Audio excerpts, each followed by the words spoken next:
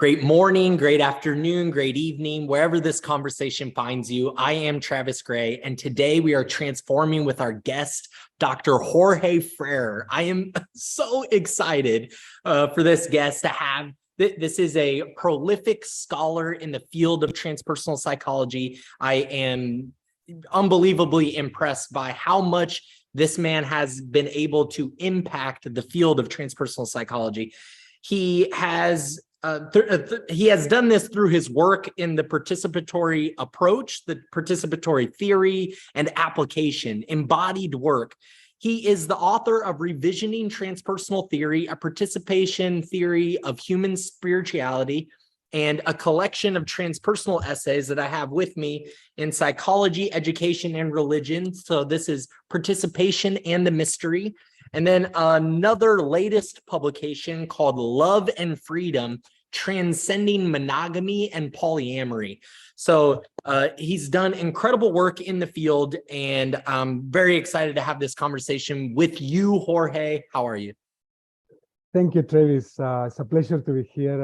It took some time for us to come together, so very happy that we made it. Yeah, we did make it. We had to go through the obstacles. We had a small hero's journey just getting this I'm happy to do it with you. So Jorge, you have made such an incredible impact on this field, and that has been through the very first book that I read of yours. This was a required read in my bachelor's completion program. I think you may know the instructor that I had at the time, Dr. Nick Walker. He's now Dr. Nick Walker, and so he I think it was a required read in one of his courses, which was this revisioning transpersonal theory, taking it from the experiential approach. That it seems like in the classroom there's this experiential thing, and I am particularly interested in how this is applied. But before we get into that, how did you end up pushing the limits of what transpersonal psychology already was, and looking at the beyond the edge to look at the participatory approach? And how did you get into this work? How did your journey begin? Okay, I'll try to be succinct. It's a long story, of course, but I would say that, like, my interest in transpersonal psychology and spirituality in general was catalyzed by early childhood experiences. I'll not go into detail, but I had like what is called kind of absorptions when I was in the classroom, in which suddenly I would be with my eyes open, and the world around me would disappear. There would be just like white light, and would be in a space of like tremendous peace and joy. And then, of course, some children or the professor would wake me up, and I would break up crying because I was, and then at some point, they thought I could have like epilepsy, that they were concerned that there were epileptic spells, understandably. So they took me to the psychologist, and I didn't have any symptoms of epilepsy. And that stays with me. I was pretty young. And then later in my pre-adolescent, I started having out-of-body experiences that at some point was very scary for me. I didn't have the understandings. I was like, what the fuck? Maybe I'm dying, typical. Yeah. And only much later, when I read some of the accounts, I realized like, wow, this is exactly phenomenologically exactly what I was experiencing, like the energy wave, and then suddenly you're out, and the whole thing. So I think that those kind of experiences, anomalous experiences, plus my awareness when I was already like 16, 17, of kind of neurosis, blockages in my energy, in my sexuality. All those two things led me to study psychology. Like I was looking for healing and understanding when we study psychology. And I think that many people who feel drawn to psychology, or deep down, there is some attempt at healing. So, of course, mainstream psychology at Barcelona was dominated by university psychology, by more cognitive, like a scientific paradigm, neuroscience, psychometrics, statistics, So it was pretty disappointing, like for me, and as well as for most of the students who came there the first year. It was very disillusionment. And then at the very first year, I started looking like for different forms of psychology at the library. So it took me many years. I was reading like Freud and then Eric Fromm. There was this book, Zen Buddhism and Psychoanalysis. I got into contact with Buddhism. I found it fascinating. And then little by little, I found the first edition of Paths Beyond Ego by Roger Walsh and Frances Vaughan, translated into Spanish in the library. And when I found that book, it was a collection of essays on transpersonal psychology, the first collection of essays ever. I was like, oh my God, this is the psychology that I've been searching for. The psychology with soul, the psychology of depth, the psychology that is not pathologizing this sense of consciousness, is situating them in a way that kind of makes sense to my experience. So that was kind of like the main. And then, of course, it took me, I did my own studies. I was doing like the mainstream studies at the university, and on my own, I was doing my own studies like transpersonal psychology, shamanism, Eastern traditions, and so forth. But it took me many years until I got like a fellowship from Cultural Foundation in Spain to get to CIS to study a PhD. I was doing another PhD in Barcelona. I dropped it to just go into CIS in the early 90s. And I arrived there in the early 90s. I was the same year, 1993, that Stanislav Grof and Richard Turner came to teach at CIS. So for me, it was like this, like synchronicities, like, wow, I knew about Stanislav Grof, and the fact that he was coming to teach there at the same time was amazing, right? So that's a little of the starting. In terms of like the impact of my work, like fast forwarding a little, I would say that when I arrived to the Bay Area of San Francisco, like both transpersonal psychology, but also kind of like mainstream spiritual culture, were kind of dominated by this kind of hierarchical models, like universal sequences, especially influenced by Wilber, to less extent by Grof, but by other authors as well, in which people would kind of like, situate themselves. Okay, I'm in the psychic stage, or I'm in the subtle stage, and I need to go into the causal and the non-dual, would situate themselves in this kind of pre-arranged hierarchies of the spiritual states and traditions. And I found that like completely ideological. I found like, why in the world we put like non-dual over like theistic mysticism of union with God. And of course, I was also studying a lot of religious studies of comparative mysticism by that time. And I realized that those hierarchies have been done for centuries by mystics of all sorts, walks of life, especially in India and Buddhism, and normally always they would put their tradition in the top, and then they would sit with rival traditions at lower stages of realization or understanding. And I realized, like, what the fuck, like, what the hell, like, transpersonal psychologists are doing the same now, something that is like completely discredited in religious studies. Everybody sees through that move, And then the last thing I would say is that it had like a practical impact. I'm a spiritual pragmatist. So the reason why I rebelled more strongly towards those frameworks is because I had like therapist friends who had internalized those models. And then when they were kind of guiding psycho-spiritual their clients, they were kind of implicitly or explicitly imposing those models in the assessment of where those clients were at and where they had to go. And that for me was very dangerous because it's not really allowing the conditions for the organic emergence of the spiritual individuation of each person. So it had practical consequences. And of course, last thing, had a lot of practical consequences in the way people would relate to each other from different traditions. Of course, as we all know now, many traditions felt marginalized by Ken Wilber's schemes, like pagan traditions, shamanic indigenous traditions, like esoteric traditions that wouldn't qualify into those kind of third-tier, non-dual thing because they were not looking for those states. They were practicing a different game. And so anyway, that's a little bit of the climate. And I think why my work, the constructing those hierarchies and offering a more pluralistic understanding of spirituality, but also that holds grounds for critical discernment, I think really hit the spot for many people. Yeah, it is a beautiful offering to the field to be more inclusive in this way.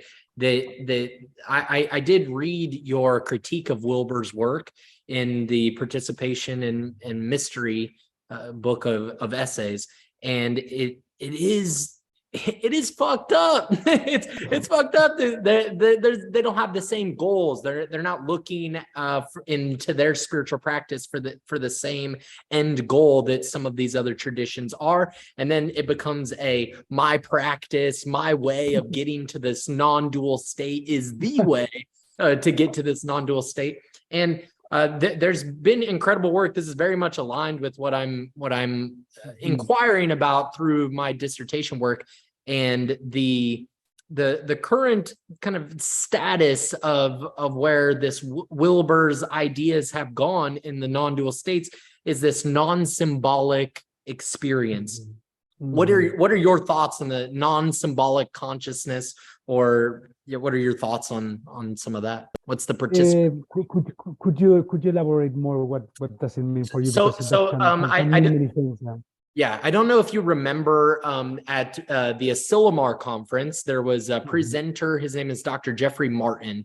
If you're familiar with his work. I know him, but I'm not super familiar, but yes. Okay, so his work is based in the persistent non-symbolic experience. Some of his teachers were Wilbur, and there's another gentleman that wrote a lot about consciousness, and I wish I was in my library because look at the name.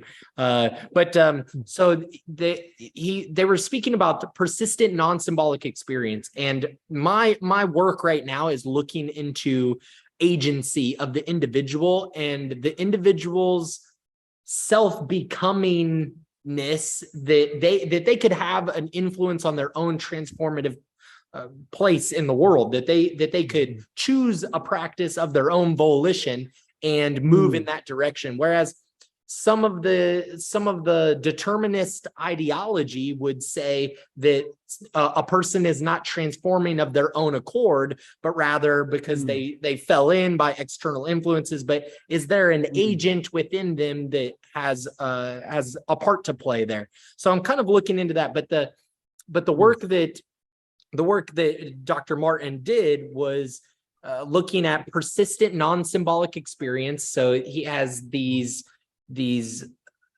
stages. It is in hierarchical measures, but they're planes of understanding this non-dual state, that some non-dual states are a little bit more non-dual than others. And at some fundamental level, agency is gone. And so I even have another colleague that is interested in this no self existence, this non-identity existence that is the true enlightenment. So what is the participatory all of that? Okay. You gave me a lot to mull over here. So that's great. Thanks so much. I would say three things, like if by non-symbolic experience we understand like an experience somehow of pure consciousness, is that what you mean? Like there is no symbol, there's no content, symbolic content, either verbal or non-verbal. Is that what? Yes, like this is the enlightenment. The enlightenment is the experience of persisting non-symbolic consciousness, awareness. Yeah. Well, yes, that's the thing. Is like pure consciousness has been like been the goal of some traditions, but not all of them. And actually, different traditions situate pure consciousness in different steps in their own particular hierarchies. I'll give you an example. In a way, we could say like in the tradition of yoga, the earlier yoga, it was the isolation of consciousness, from all contents of consciousness, leading to this kind of like pure consciousness experience. In some Hindu traditions also you can have that goal there, but for example, when you go to the Christian tradition, it's not that they don't have that experience, it's that they value it differently. Like for certain trends in Christian mysticism, that particular experience of pure consciousness is not an experience of the ultimate. It's not an experience of the ultimate reality or even the divine or the goal. It's that experience of the soul. And that's an experience that they consider to be like a step, except the purification of the soul. One really like have that experience of pure soul, pure conscious experience as a step to enter into a more participatory connection with the divine. And so different traditions would value this in different ways. I know very few shamanic traditions that they would talk about non-dual states because they are in a different business. That means that they are like the fall short. I don't think so, it's like all Christians when they would say like, oh yeah, Buddhism is beautiful, but they fall short because they don't have an understanding of God. Well, you see the problem, right? But then this gets complicated further because when we talk about non-duality, we tend to, in the spiritual, mainstream spiritual discourse, I know that there's people making more nuances, to talk about if it was like just one single experience, and I think there are different experiences of non-duality. The non-duality of Atman Brahman is very, very likely very different experientially that to experience the non-dual of the Pratitya Samutpada, in which everything is interconnected to each other, or other Buddhist non-dualities, no? And it's probably different that to get in a non-dual experience with a loving God that is really loving you and just has like all this love there as well, So I would say that like there's a variety when you study like mysticism and the mystics and their experiences, you realize, wow, there is actually a variety of non-dual experiences themselves, Yeah. So and then the last thing about the no self, I think that the no self, I think there is a lot of confusion here, like in my understanding, like I love that. I don't know if you read that great paper by Jack Engler in the Journal of Transpersonal Psychology on having no self, I think it was called, or something like this. And he became famous for this sentence, like, before you can be nobody, you have to be somebody, okay? Before you can be nobody, you can be somebody. And it fits also with the Sufi saying, proverb, like, that the Sufis would say, like, just surrender your ego to God, but make sure it's a strong one. Otherwise, you're going to be like annihilated, like a fragmented psychotic, like a strong ego to encounter that force, And then Jack Engler and other people make this distinction that I think is very important between the functional aspect of the ego system, self-system, and the representation aspect. The representation is like the identification with the construct of me as an individual entity, I, me, mine. And that's what the traditions are trying to neutralize, to minimize, to go into the no self. But I would say that like a solid spiritual path also involves to strengthen the functional ego, because it's what allows us to metabolize difficult experiences, what allows us to have a reality testing, being rooted in what's real and not, not going psychotic into realms of consciousness, and what allows us to be grounded, and like also have a healthy social identity in the world. So I think that, I know I've been rambling in different directions from your great comments, but I think this is, we're going to flow like this, no? Sounds totally aligned with what you're saying. And it is making the spirituality practical, making it workable for your real everyday life, because you do have an identity. You do live in this world. This is a world. So this kind of begs a question that I've had about non-duality. And for me, my last name is Gray. I'm Mr. Gray. So I've already like built this narrative in. Travis is it's the tax that you give to travel. It's a travel tax. It's a Travis that you can cross the bridge. So that's all built into my narrative just by my namesake. But the non-dual for me has always seemed like more accurate, more pragmatic, more practical, more usable in my life, in other people's lives, if it is a weaving of the dual together, rather than I must only see it without, the only seeing it without ego is not actually non-dual. That's sort of a spiritual bypass to your everyday life. Totally. Yeah. Yeah, totally. I would add, like, I mean, I totally agree, like, and resonate, like, I mean, that's where my spiritual pragmatists come in. Like, for me, it's not as important if people, I mean, for some people, non-dual and non-dual path is what was going to make the trick for them, to to surrender more that kind of sense of self-centeredness into the greater mystery and live a life more open to others. But for others, could be like psychedelic shamanism or hugging trees or being conscious parents. And for me, it's like the fruits, like are people becoming more available, This is a great time to let the tribe know about the Gray Transforms website, graytransforms.com. This is a great place to go to check out all the links to the podcast.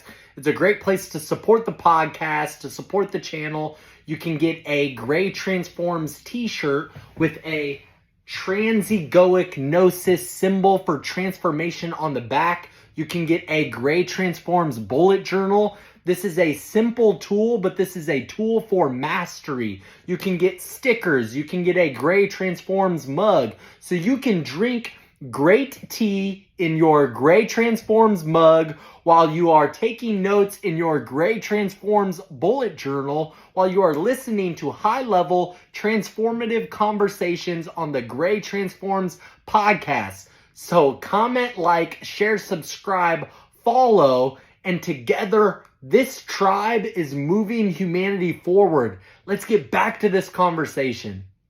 That's good. Okay, we're on. Awesome. Well, thank you so much for that little piece that we've already discussed a little bit of. We're doing part 2 because of connectivity, but we're pivoting. We're making it happen, and it is just really incredible how this participatory approach is. It's sort of more integral than what Wilbur is already doing, because it is integrating more aspects. It's more pluralistic, and I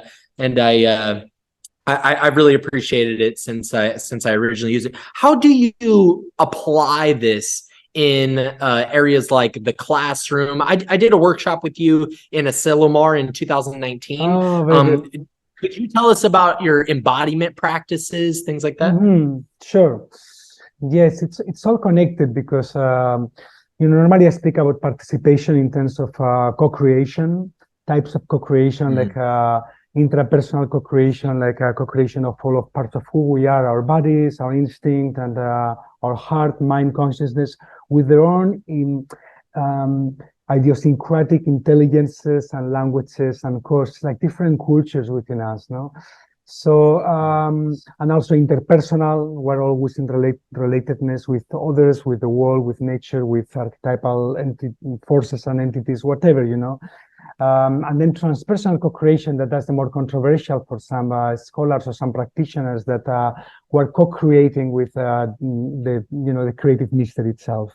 So the creative mystery is also like unfolding, it's kind of like changing, it's kind of evolving even through human participatory inquiry.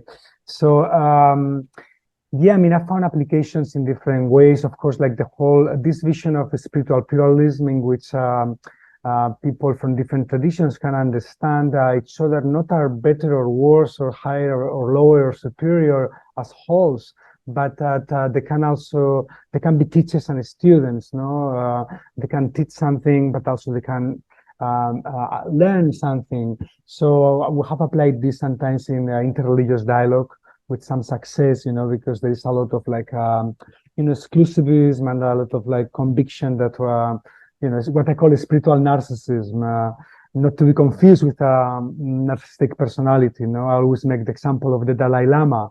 Very likely one of the persons that would score very, very low in any inventory of narcissistic personality created in the West, very, very low.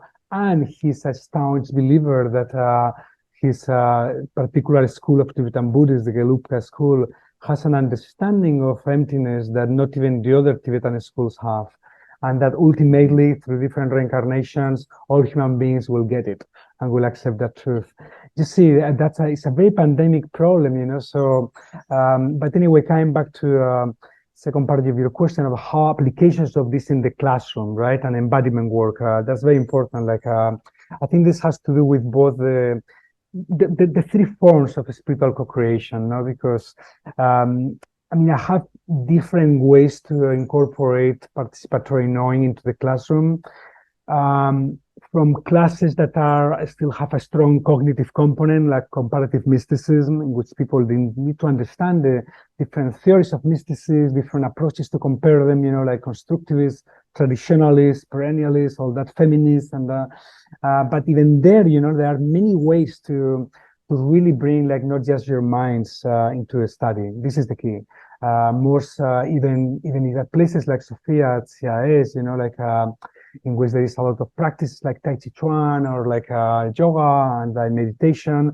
Normally it happens at the beginning and at the end, but the inquiry process, the teaching, everything is still driven by the mind.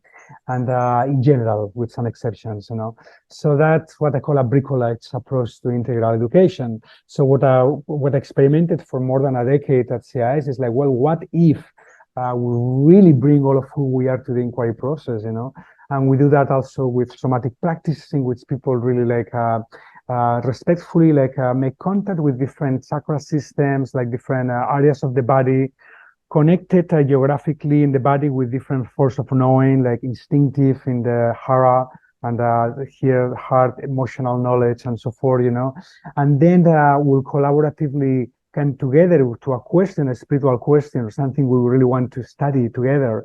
And then during those meditations, we also raise those questions. And then there will be a process of construction of knowledge, even verbal knowledge from the multidimensional experience through drawing, through poetry, until finally something also gets more clear for the mind and puts it out there. Beautiful process. We have published 3 or 4 reports in different journals, some of their mainstream educational journals, and also handbooks of contemplative inquiry. So it's still ongoing, that work, even though I don't teach it anymore at university level, So that's part of the way. And of course, that's kind of in the context of more inquiry and education. But that kind of work, as you experience in Asilomar, can also be applied. And I do that in workshops here in Spain and when I travel, for the integral transformation of the person, because we all came as adults, more or less mature in our minds, because all education was to our minds, right? I mean, the kindergarten was very integral education. When we're in the kindergarten, we dance, we play, we paint, But then as soon as you move to a school and universities, everything is more in the head, in the mind, Yeah. So basically, when through this kind of work, I call it somatic awakening or embodied spirituality or different names, participants learn to really reawaken the cognitive power of the instinct and the heart and the body as organs of knowledge, so that they can sit together with the mind in the same table as equals in the co-creation of your life and your spiritual life. So that's some of the ways.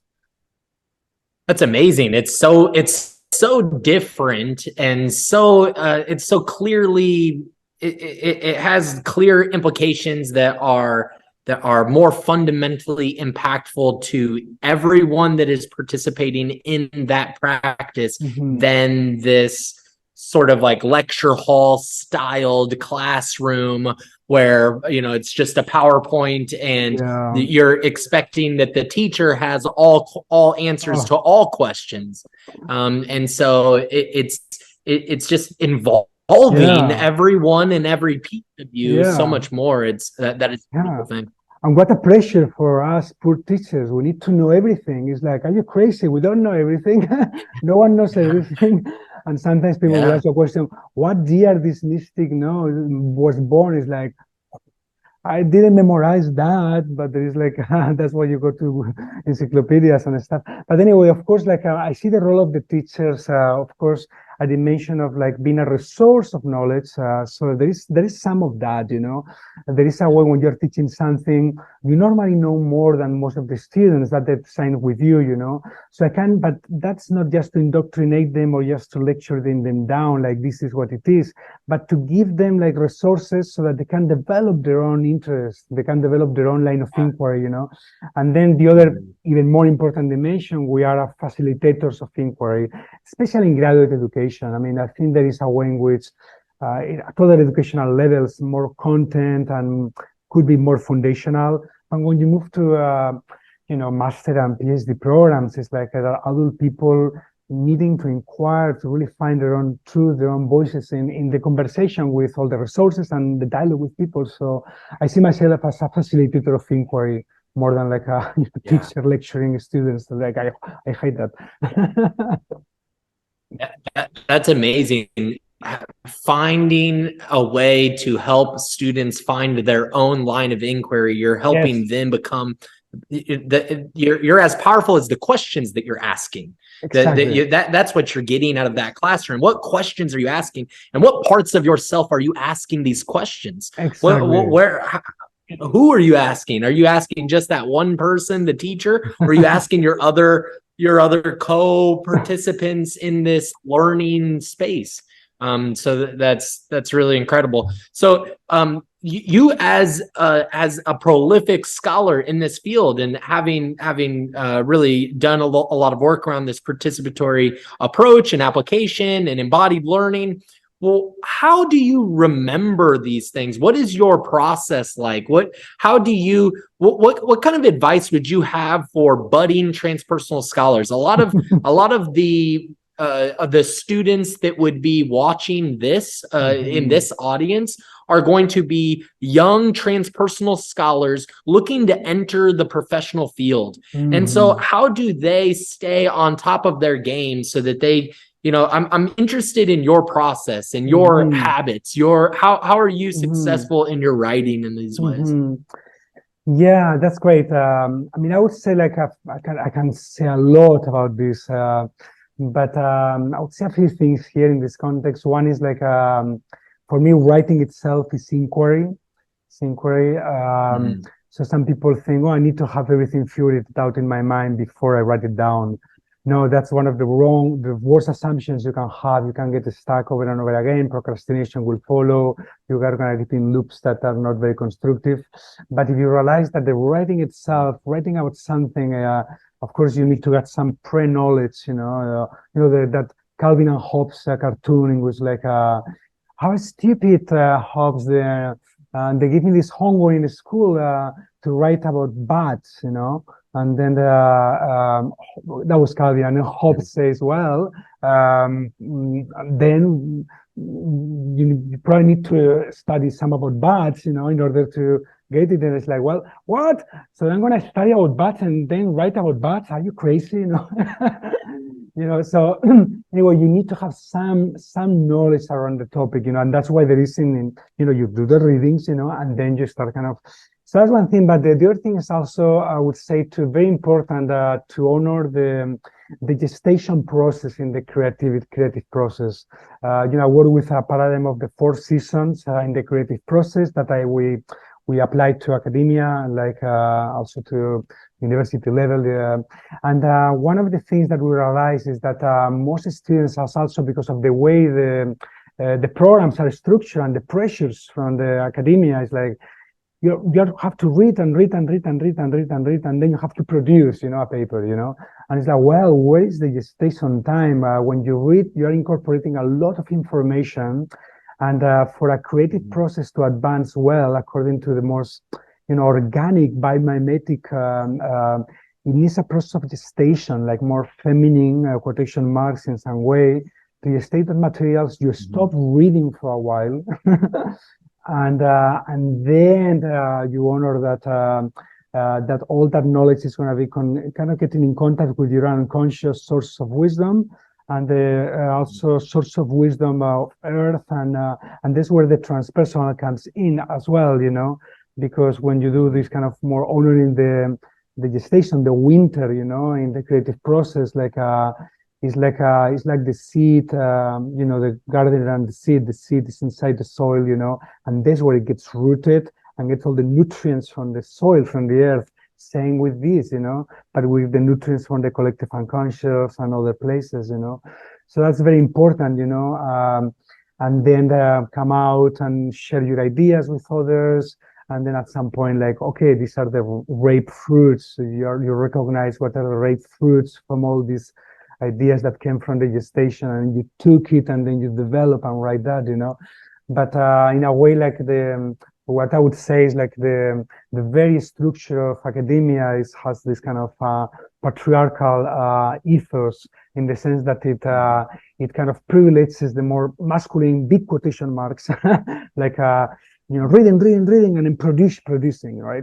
And the decisions that are more about gestation and birthing of development, more feminine, at least biologically speaking, then they are marginalized. So that's really important. Wow, that is never brought up in any kind of coursework that I've been a part of, this gestation process. How are you digesting all of this information? So I've been in school since 2013. I've been in the field of transpersonal psychology ongoingly 4 quarters a year for now going on my 9th year. So this is 4 quarters of year back to back, 10-week quarters. It's just classes and classes and classes and classes. And it's sold as, well, this is really helpful because you'll get through it really fast. But are we trying to get through it really fast, or are we trying to develop our own capacity to acquire in ways that align with us? Exactly. So that is an incredible piece. It's very important that just but that's the tricky part, because of course, you also want to get ahead with your work and dissertation sooner than later, because you want to go on with your life and don't accumulate student debt. Of course, education should be free, should be paid by American taxes, like in most European countries and Spain. It's crazy, the American system in that regard, that is so expensive, and students get into these loans, debts. Well, I'll not go there, but that puts a lot of pressure for people to get through their studies soon, and then there's not much time for these other dimensions. In a more enlightened society, people will graduate in different, some people will be 2 years, some people will 5 years or 7 years, depending on their organic process. We have a different kind of education. It's very interesting. And I think a lot of students just they're not taught, they just have to find it on their own, but they're not taught the skills to be good students, to be great students. No one is teaching. There's no basic courses on be a student 101, be it like here, these habits here, this is a great way to organize your information. Let's spend a week. Let's spend some time on learning how to organize our information. But we just kind of, there's kind of an expectation in scholarship that the talent of the individual is going to be enough for them to figure out how to be a student on their own. Just the natural talents is going to be good enough for them to get through. And like everything, everything else in scholarship, it's a built skill. So exactly. I used to teach a course at CIS called Theoretical Research in the Human Sciences for PhD students, and unpacking the different logics of inquiry that are more theoretical, not qualitative and quantitative. And I included a lot of that, when teaching students for, public speaking tips, different ways you can speak, different tips. Students love that, because there's things that they don't get anywhere, So I'm totally with you. Yep, for sure. So I also want to, I had already had this on my radar because I read an article that you did on monogamy, polyamory, and beyond. So this was on my radar before this book came out, Love and Freedom. So your most recent publication, Transcending Monogamy and Polyamory, and then you developed a term, novogamy. I don't know if I'm pronouncing that correctly, but novogamy, novogamy. And so can you tell us a little bit about what that is and sure. Some things about that? Yes.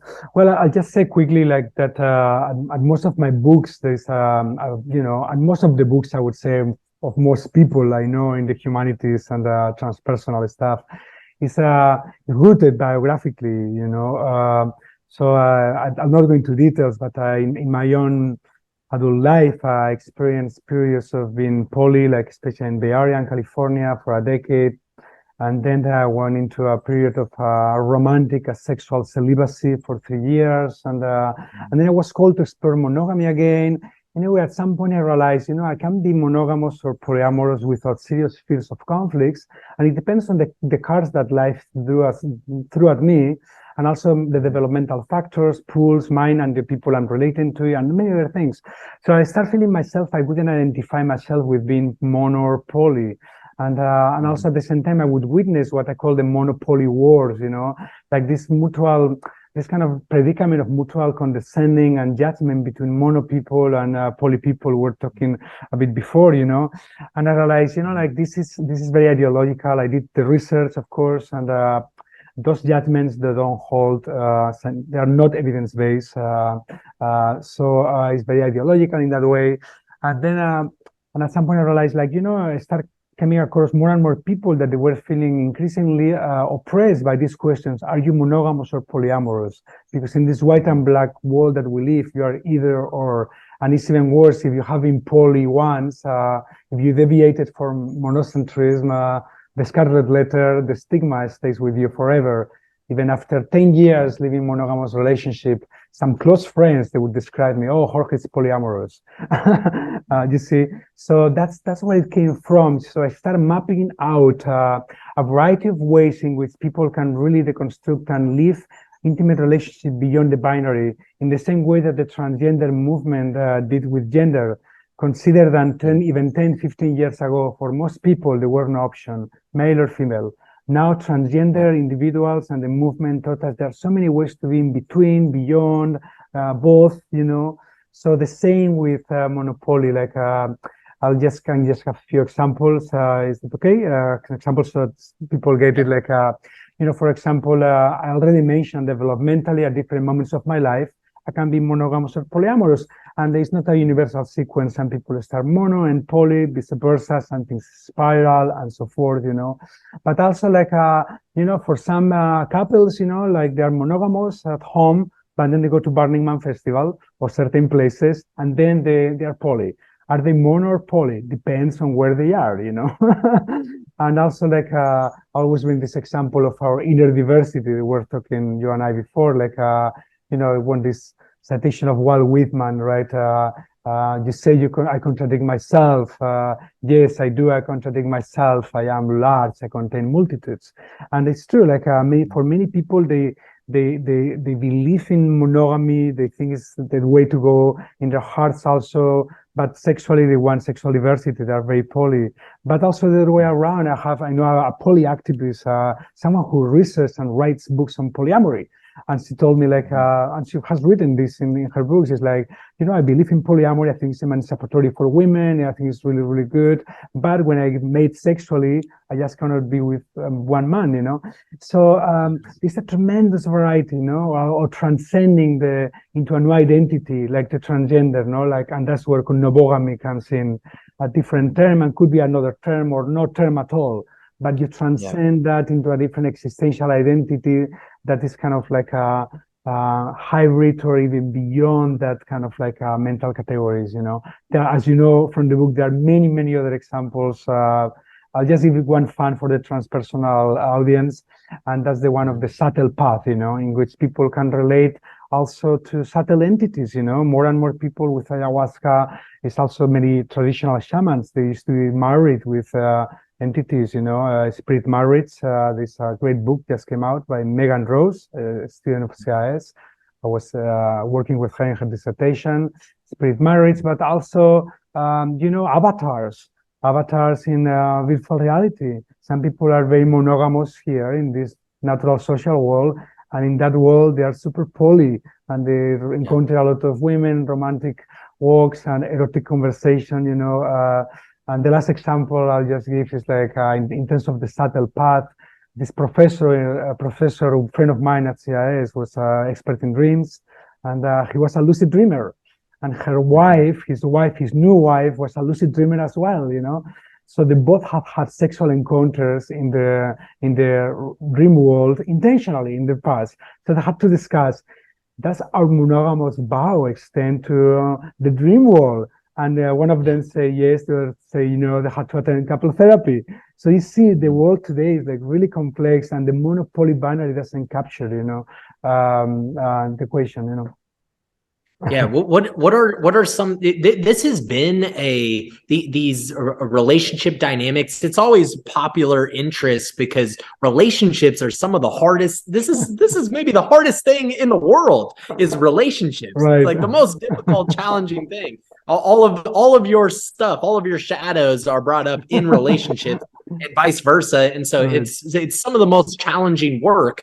And so this has been really popular recently. There are people that have kind of spoken in ways that have been judged as patriarchal, thinking of it as very masculine centric. But what are some of the challenges or limitations of the conventional relationship dynamics? What are some of the ways that this gets in people's way? Yes. I mean, I would say like even what I would call post-patriarchal couples, men and women who are together and they have gone through their feminist inside revolution, they have gone through the awakening of like trying to do things differently. They still like we need to be very compassionate with ourselves and others in the sense that we carry millennia, probably hundreds of thousands of years of patriarchal relationships, co-created also by women and men. I'm not victimizing women. I think there were some ways in which those relationships probably were serving an evolutionary purpose in certain moments in life. But now, of course, they don't, So that's a challenge, like, it's like the dragon that never sleeps, we need to be very aware always, like, when that little joke that we make, it's like patriarchal. And of course, also we need to be a bit relaxed because also it can go the other way around and become like this fascism, like this, like people like, someone makes like the minimal, like something that could sound as patriarchal and then it gets crucified, and it's another extreme, like it's very sad because today, like for example, like many men who go through this kind of revolution, like they become sometimes feminized, they can spiritualize but more feminine, and they lose their balls, so to speak. I remember with a friend of mine in California, when we realized that in the spiritual culture, especially Buddhist culture, very equanimous, but there was like a lack of energy. When I arrived to CIS as a student in 1993, some of the girls there were saying like, we're glad you're here. You come from Spain because all the men here, they have no initiative. They never hit on us. I mean, they're great. They're very sensitive, but they're boring. We just want guys who, and of course, the key is like how to integrate, how to go through that revolution, how to really like don't be patriarchal, cultivate different kinds of relationships without losing your balls in the sense in the case of men, like I had this idea would write a book called Buddhism with Balls. We didn't do it at the end. We didn't want to be disrespectful, of course, but there was something to it in a fun way, I think I don't know if I went to different directions that you asked, but I could talk more and more about this, That resonates. So I like kind of even going back a little bit to what you were speaking about before of transcending identity, transcending these identifiers. Like you don't even need, you don't. It sounded to me like you were saying you don't even need the identity of monogamy necessarily, but it's about, but that's just a helpful. That's a helpful concept to package what is being spoken about and what is being communicated. And so I resonate with this moving beyond, as transpersonal as we are in this field. This transpersonal is to move beyond that personal, that ego, the personas, the many masks that we put on. And it seems that in a lot of the ways that the traditional relationship functions is that people get into monogamous relationships and have to pick up masks that they have never worn before. Right.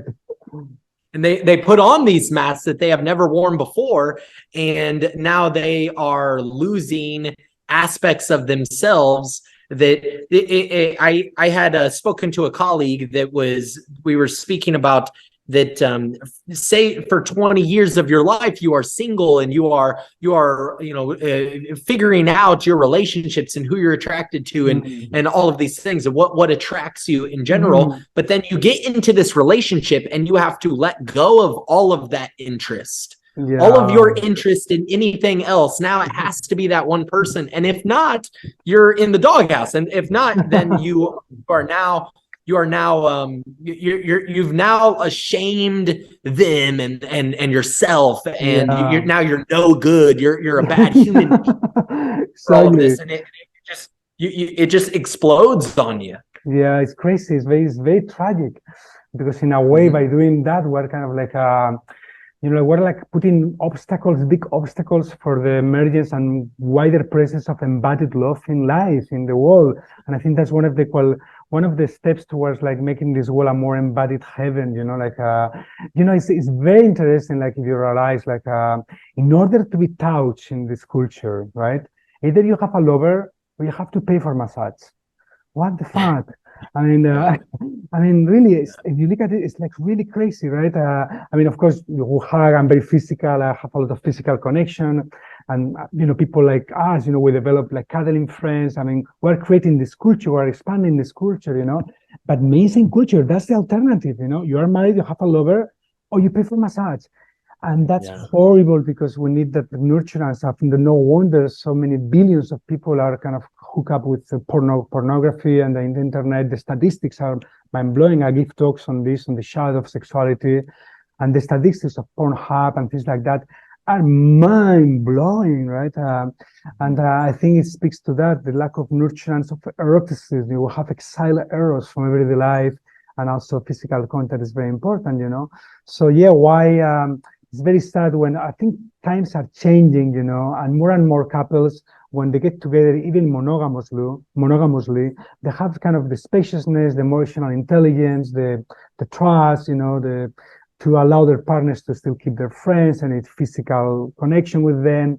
I think that is happening more and more, especially in our culture, more spiritual circles and stuff, But still, in the mainstream culture, that's not the case, So it's very, very tragic. It's called in the literature, it's called the phenomenon of dyadic withdrawal.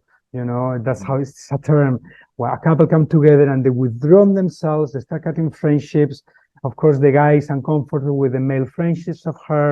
She's uncomfortable with them. And then the other thing that happens too, that's even more crazy, is that they cannot make new friends of the opposite gender, especially if they're attractive, or they cannot spend time with them by themselves. It's like totally crazy. Of course, I'm talking in more mainstream, many more people today are changing these chips, but still they're very prevalent. And it's not really the fault of it. Like it's not the fault of one person that it is so crazy, but it is a culturally conditioned idea that it's a paradigm shift that really is tough it's tough to transcend those conventional paradigms. Yes. It's structural, it's deeply internalized, like for centuries and centuries, but also there is like social pressure and coercion. For example, I have a friend who is together with a new partner. She's a female. The new partner has different female connections. She's like, okay. And then her female friends are like, what? Are you crazy? There's a chances that's going to end up cheating on you. You need to put limits on that. And it's the other way around. I think the more limits to put on people, the more rebelliousness, the more, suffocated will feel, and they will need maybe to break out of that suffocation in a way that is impulsive and not constructive and painful and like cheating, in a bad way, So you experience that example is she's experiencing shame from her friendship circle, and just because she is loving freely the way that this relationship came into her life. and it is very fascinating to me that all of this is integrated. The participatory, it's like I guess a part of my question right now is, what kind of qualities does a person need to have to be able to communicate in this way with partners, with people? I have experienced you as very charismatic. Like you have a really great aura about you, and I believe that a lot of that is coming from this participatory deep dive inquiry, this deep dive inquiry into yourself and these questions of how you're relating to others and people of all walks of life would benefit from doing those kind of deep dive inquiries. But what kind of qualities does a person need to have to be able to operate successfully in this way? I'm going there, but allow me a brief excursus that I think is also important. Like you say that you experienced me as charismatic, and I appreciate your mirroring. And I would say, like, very, very strongly, like, charisma is a human right. It's a human birthright. We all human beings have our own charisma, and I think charisma is like, especially when you understand charisma from a deeply psycho-spiritual perspective, I would say that it's like to really be in contact with, it connects with what you're saying, with your own inner resources, like life energy, vitality, that kind of energy, and then to use that energy not to power over, dominate, but to empower the charisma of others, you know, to empower those resources in other people, you know. And I think that that's what best teachers do in their classrooms, you know, like their charisma or whatever experience is like at service of students, like stepping in there, you know. But anyway, about your question, like qualities, I don't have any kind of like you know, like from the heart, like 3 or 4 key, you know. But what I would say, of course, in addition to the typical candidates, like emotional intelligence, of course, like capability to listen, capability to separate the present from the past, crucial, right? A lot of the loops and challenges and difficulties of couples is because, you know, someone said something that triggered something by resonance of the past of the other person that was painful, and the person projects that in the present situation. That capability to separate the present from the past, I think, is very, very important. And then I think also very important to really understand a relationship as a psycho-spiritual container, as a tool for psycho-spiritual growth of everybody involved. If you don't have that, it's going to be hard to not get loose in some of the loops. When you have that aspiration for both of you, then you are going to be much more receptive to criticism, to really look inside, to difficult mirroring, because you are there for growth, you know, and also you're devoted to the growth of your partner, you know. I think, like, from a psycho-spiritual perspective, a relationship is a structure that serves as a platform, you know, for that individuation of each person, in addition to being an structure for the healing, sexual, emotional healing of both people, and also a structure to learn and receive embodied love in many different ways, you know. So if you have like that understanding, that helps too a lot. And of course, there are many other skills that people learn in couple therapy. I see clients as well. They come to me, and sometimes I teach them schools about how to repair work, you know. When someone was wounded, like betrayed, you know, there's like some works you can do there, you know, to help you. You probably are familiar with them. Are you a therapist as well? Yeah, I am. So my master's degree is counseling psychology, Oh, okay. and So you know what I'm talking about. Yeah. I'm on the LMFT track. I'm about halfway through my hours in the state of California, because to be a really great professional, I think that you have to have some sort of private practice where you are working, the workshops, the facilitation of spaces where people are learning and all of that, but then also your own research interests. I think that that's really how this. It's the professional transpersonal psychologist. I think that's or professional transpersonalist. That's what that looks like. Totally. But if you allow me, hold on. If you allow me a second, because I forgot something really important. Just very briefly, is the area of sexuality. In terms of because that's the Achilles heel of most monogamous relationships. Once they spend like a number of years together, sexuality is not what it used to be, and then passive aggression start kicking in, and then couple therapy, and then people start seeing more attractive other people, and finally one of them cheat unless they open the relationship. And this is the everyday life for millions of couples today. That's that thing, So I think two key things here is like to really like for couples to really like work with their sexuality in different ways, exploring, for example, transorgasmic sexuality. That can help a lot to minimize sexual habituation. That's one exploration, and of course the other exploration is to open the relationship. And of course, here's like the jealousy piece. Jealousy piece, I would say that regardless your preferential relational style, monogamous or poly, to work on the jealousy is very important. And in the book, like I offer some exercises, based on the Buddhist contemplative tradition that I felt they are effective, like to transform jealousy and into compassion, into empathic love, and I think that's very important because even many monogamous people, some of them, they are in a monogamous structure because they would not be able to tolerate their partner to be with others, even if they want to be with others. And then the people get stuck there. You see, there are so many things that working on jealousy would open up, and people will have different conversations. And that's not to say that if you overcome jealousy, you are going to become or one polyamory, not at all. I think all options are equally valid, but you live also monogamy with greater spaciousness as well. Yeah, so I like this. I think that your something that kind of ties all of this together a bit, and into my another question is that your reflection and your example as fully and freely expressed self gives other people permission to do the same. And that's sort of a little bit of where you went with the charisma, is that charisma is it's an innate value in everyone, and my charisma does not take away from somebody else being charismatic, and my example of being freely expressed in my life does not take away from this other person. And in fact, the healthy way is that it invites this person to also rise in their way, to develop themselves, to be fully expressed. And that's what we want as transpersonalists. We are looking for the transformation in others. What is that transformation? It's the actualization of their potentialities,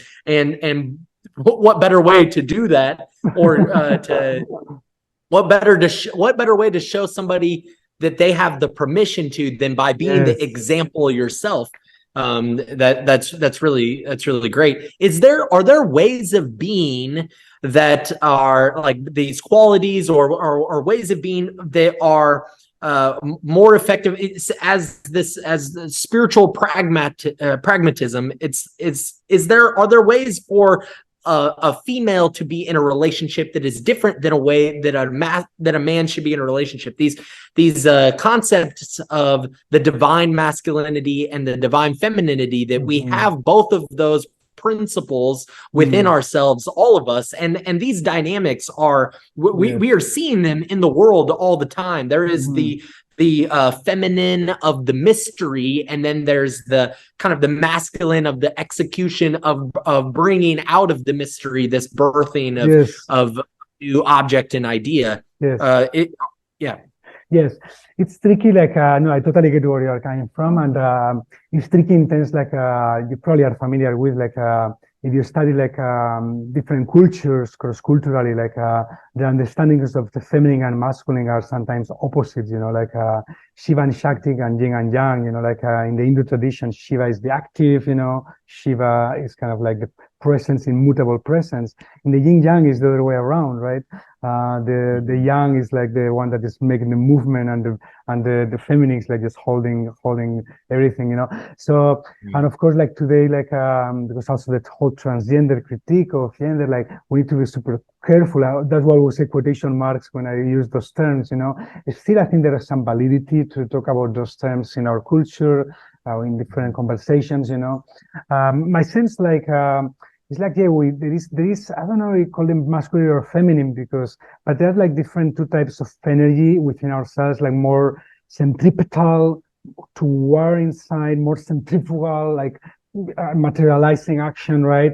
And there is like just inward, and they manifest at all levels, like physically, like resting action, sexually, like receiving, fully surrendering to sexual pleasure versus like going for it, like with action, like emotionally too, of course, expressing and receiving emotions, of course, like talking and listening, but also spiritually, like, mindfulness, receptive practices versus like prayer, or practices that are like more, so I see that. So yeah, for me, when people also like put the gender to the different levels, I get a little, because I think I see all those forces going all the way through our humanness, and also all the way through, as you were pointing out, the divine mystery.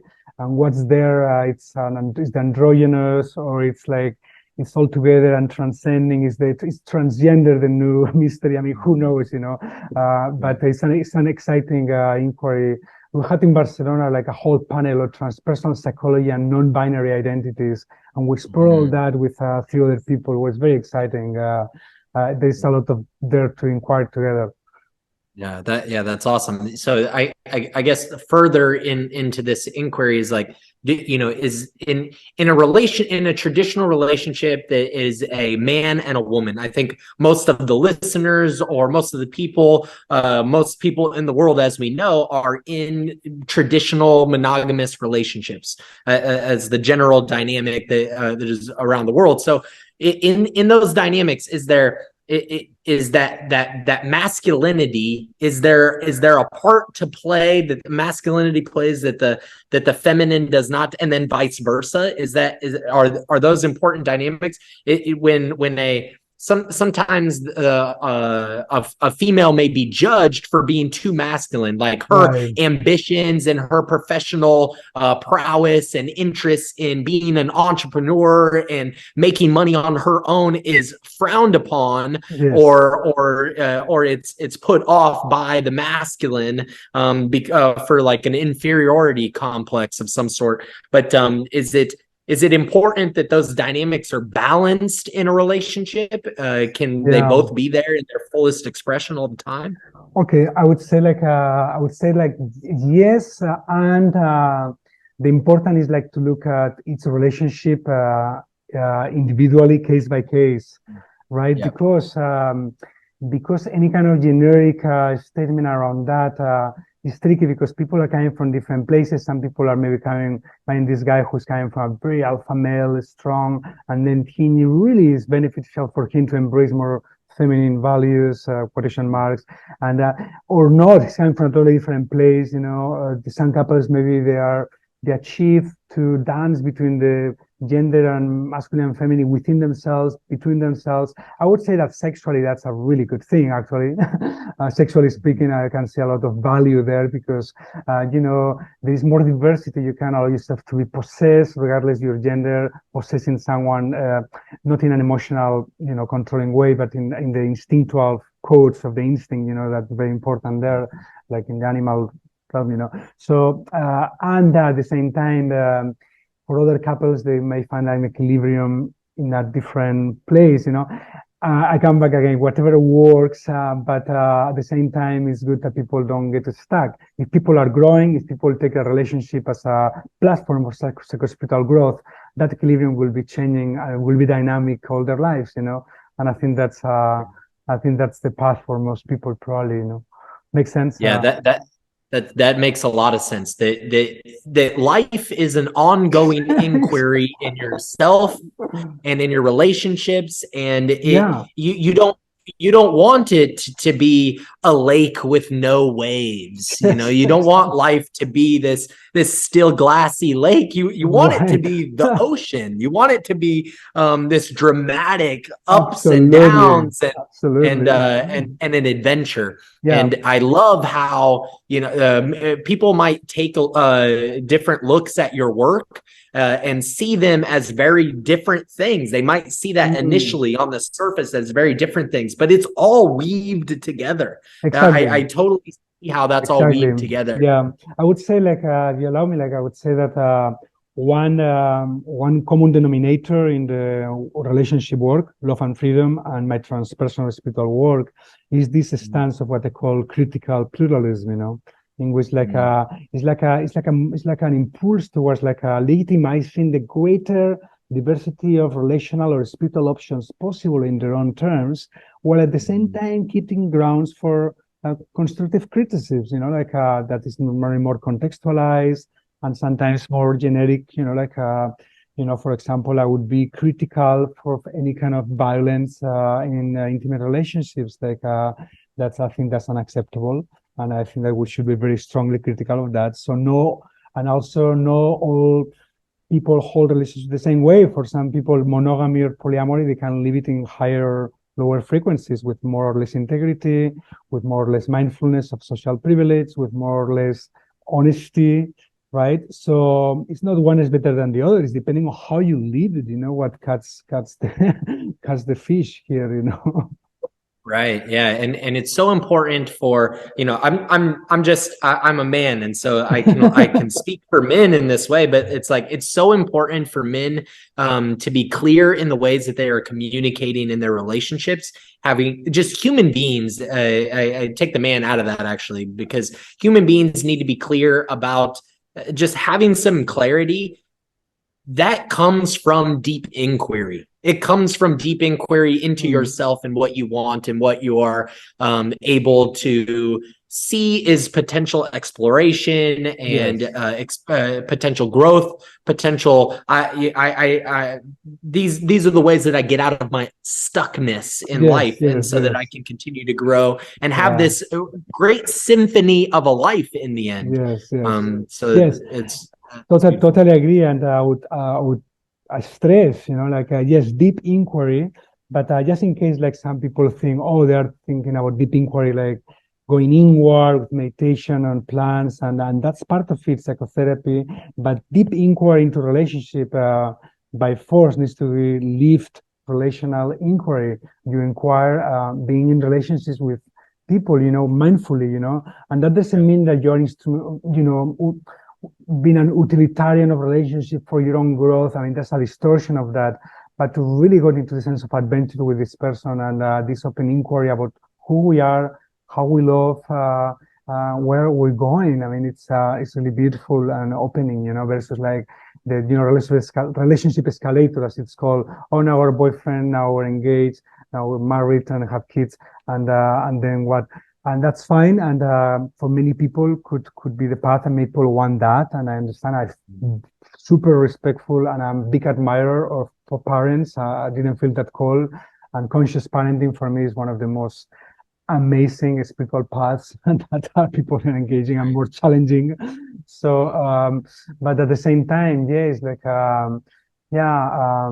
so yeah, all these connections, between the transpersonal and relational work, legitimizing the greater diversity of options, but at the same time, like, let's be discerning, like, and at the same time, also like different relationship styles would be good or better for different people. Like, imagine, for example, like a woman who has been for most of her life controlled by a very jealous partner, and maybe even abused, For this woman, encountering polyamory could be tremendously emancipatory.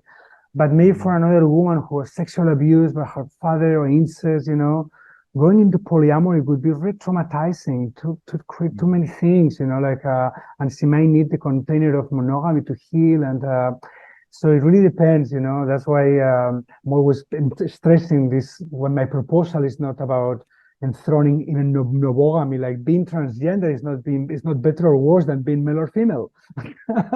It's just different.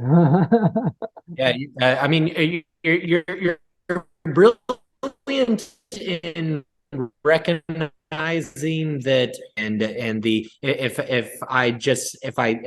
I say things like men should be this way, that's not every man, that's not every woman, that's not every identifier, that's not every person, that's not every human being.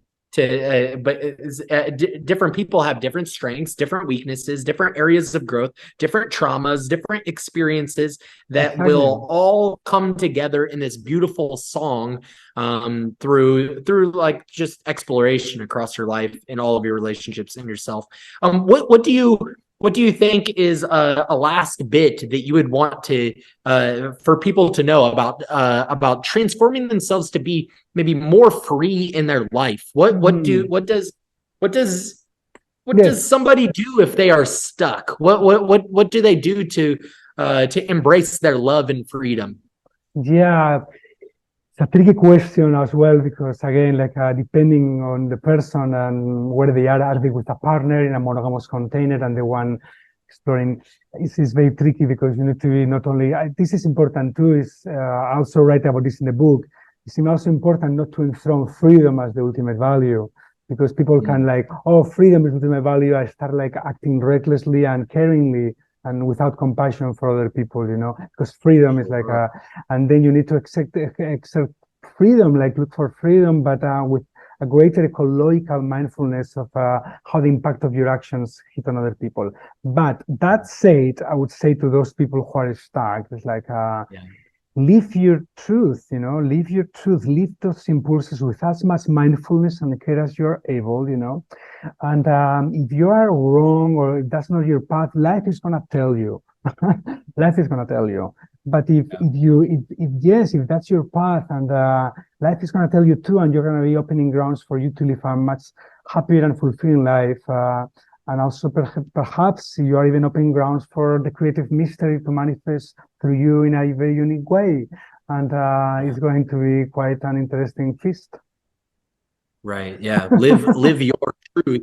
And you, there's so much stuckness in the attempt to live our truth, because we get so concerned about the eyes around us, the onlookers, and how we will be judged or shamed by our truth, whatever that might be. And sometimes you're shamed by the truth that you're living in your closest relationships, your parents, your family, your surrounding family, and your intimate partners and close friends and things like this. But living your truth, the world will tell you if the world will tell you if you're going in the right path or not. But that's also what you say is very important. I know we need to close soon, but it's very important, because that's why we need sometimes the Sangha, the group, the greenhouse, the workshop, where we can experiment with those things in a very safe container.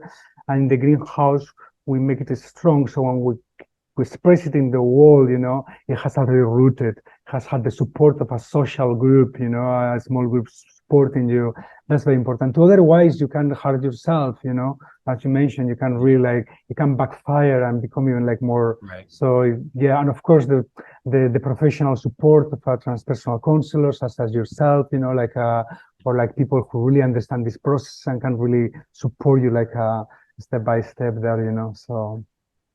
Conscious discernment is all a part of the process as well. And so you could harm yourself, you could harm others, and it is not fair to harm others or yourself in making freedom your highest value, Absolutely. So absolutely. Yeah. So thank you so much. I cherish the archiving of this conversation with you, Jorge. I really value you as a colleague, as another, tribesman in this field of transpersonal psychology, this fellow explorer, fellow inquirer. So thank you so much. I really appreciate it. Thank you so much. It was been such a rare pleasure to have this conversation, this dialogue that I really enjoy much more than talks or normal interviews. As we were talking, so much more fun. And may this conversation is of assistance to many people in your audience. May help others. How they say, in the Buddhist tradition, offer the merit of this conversation to others and all sentient beings and all that. It's always important. But thank you so much. You were great. I felt so at home here talking with you. Thank you. Yeah, I hope that this continues to help transpersonal scholars moving forward in any courses I teach. I'm gonna point them in this direction. So, Wonderful. thank you so very much, Jorge. Once again, I appreciate it. What a wonderful conversation to have published on Valentine's Day. If you're doing any kind of deep relational inquiry, you have to check out his book, Love and Freedom, Transcending, Monogamy, and Polyamory. And if you are a transpersonal psychologist, you have to check out Participation and the Mystery. These are essays on transpersonal psychology, the participation theory, and critiques. He is an amazing scholar, as you have just seen. So comment, like, share, subscribe. Share this with your tribe. Share this with your community where you are safe to deeply inquire into the fullest expression of yourself. And happy Valentine's Day.